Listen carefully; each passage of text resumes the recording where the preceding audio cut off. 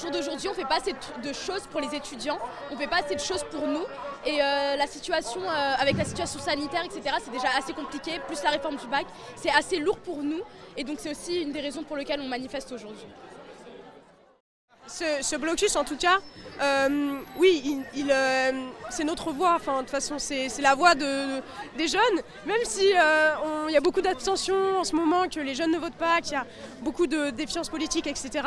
Bah, ça montre qu'il y a quand même quelque chose. C'est pour ça que moi je participe. Hein. C'est parce que je me dis que.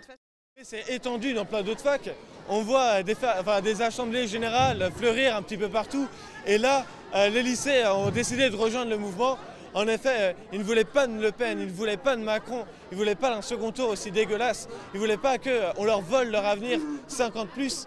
Et du coup, c'est pour ça qu'il y a cette grande mobilisation qui répond à énormément. Après, il faut manifester, je pense, pour les bonnes choses. C'est-à-dire que l'attention est concentrée sur la finale Marine Le Pen-Macron.